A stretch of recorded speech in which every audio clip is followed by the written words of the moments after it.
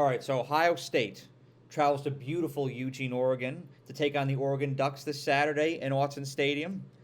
It's a matchup between the number 2 and the number 3 ranked teams in the nation.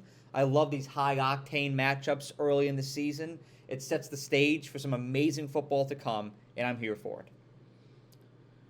Also, this is not a game included in a home and home series. This is indeed a conference matchup. Welcome to 2024. Welcome to the new age of college football. These interesting, bizarre matchups are going to start to become more and more of a commonality, and you're going to see them unfold more and more this season. So just be ready for that. I'm still acclimating to that reality as well. But I'm also here for that as well. These interesting matchups you don't really see during the regular season a lot. It really sets the stage and creates the possibility for these like number 2, number 3, number 1, number 5 matchups during the regular season. So I love that and I fully embrace it. This is a game where momentum shifting plays are going to have a major impact on the outcome of it. Autzen Stadium is an environment where the 12th man is very much present. It is loud in Autzen Stadium. Autzen Stadium is on my bucket list. It's beautiful. The backdrop is there. But if you're an opposing team, don't let that peace and tranquility fool you. This place is hostile. This place is aggressive. You can barely hear yourself think. I've always felt like Oregon took a page out of the Seattle Seahawks book. They're not that much far north on the Pacific Northwest coast from Eugene. And they took a page right out of their book when it comes to a loud, hostile environment. The 12th man. Them Oregon fans are on their feet for the entire game. There's no excuse for you not to be. And they're yelling, oh, persistently whenever the opposing team's offense and Oregon's defense are on the field. I love it. It's an environment that's so loud and so hostile that it can, in fact, influence the outcomes of games and impact communication for opposing teams. But Ohio State's a team that's battle-tested. They're ready for that. They play in these environments so much in past years, whether it be Michigan, whether it be Penn State. It's that environment that's going to deter a program like that. They're very much used to environments like that. On Oregon's side of the coin, momentum-shifting plays are going to have a huge impact on this game because a real bugaboo of theirs so far this season has been red zone turnovers. If you watched that Oregon-Michigan State matchup this past Friday night, Oregon would drive right down the field. They did this twice. They'd drive right down the field, go in the red zone, and throw an interception. That cannot happen in this game because Ohio State will capitalize. You cannot get behind the 8 ball with Ohio State. They are one of the best teams in the nation. They're well-disciplined, and they will capitalize on your errors. So you can't do that, especially when you're at home and you have the advantage of playing with that 12th man if you're Oregon.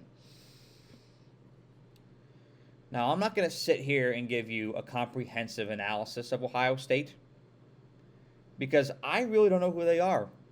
I don't feel like any of us know who they are. They have one win against a Power 5 team this year. They have one conference win, and it's against Iowa, who's essentially offenseless. If you have any kind of pulse offensively, you're going to destroy Iowa. And I love that program, but there is not much of a pulse on Iowa's offense at all. The rest of them, G5 teams that Ohio State has played. So I really don't know how to gauge them. I'm not going to sit here and try to. What I can say about them is that pound for pound, on paper, they have one of the best rosters in the nation. Very deep. When you look at it, you've got Jeremiah Smith, Emeka Egbuka, Travion Henderson, Quinshon Judkins. This is a great roster. And so Ohio State has that advantage going into this game. They're also great in the trenches. And that'll have a huge impact, I think, on the flow of this game as well. Oregon, they have a dynamic rushing attack. And it's powered by their running back, Jordan James. He's been fantastic this year. But Oregon's offensive line has been struggling mightily, and this is where I think you're going to see a mismatch. Because Ohio State's defensive line, they can bring it. And I think they're going to generate a lot of pressure on that Oregon offensive line. I think they're going to penetrate a lot. I think they're going to get to Dylan Gabriel. I think they're going to slow that run game down.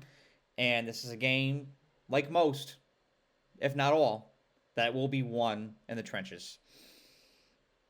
For that reason, I like Ohio State to win this thing. They're favored by 3 points right now to win on the roads. And my gut tells me this is going to be a 34-23 game. Both these teams take a little while to get going. Ohio State especially, like they're very much a second half team. I think this is a game where you can see it being like 13-10 at the end of the first half. And then both teams really picked up in the second half. But Ohio State just has a little bit more on the offensive side of the ball. They have Jeremiah Smith, and Oregon doesn't. That's how I analyzed the last matchup between top 5 teams on this channel. Alabama has Ryan Williams, Georgia didn't. Ohio State has Jeremiah Smith, Oregon doesn't. And when you have a star player like that can really impact the flow of the game, that's how you pull off games like this. That can be your differentiating factor. And plus you're winning in the trenches.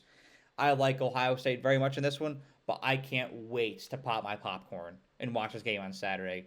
Number 2 versus number 3 in the month of October. I live for it. Have a great day. Thank you so much for watching this video. I really appreciate you and the time that you took out of your day to watch the video. And if you enjoyed it, please be sure to like the video and share it, as well as subscribe to The Era. The more likes and subscribers I get on this channel, the more resources I can attain, and the more resources I can attain, the more value I can provide to you, the viewer. And that is how I show my appreciation for you for the time that you devote to watching my videos. So thank you so much, and have a great day.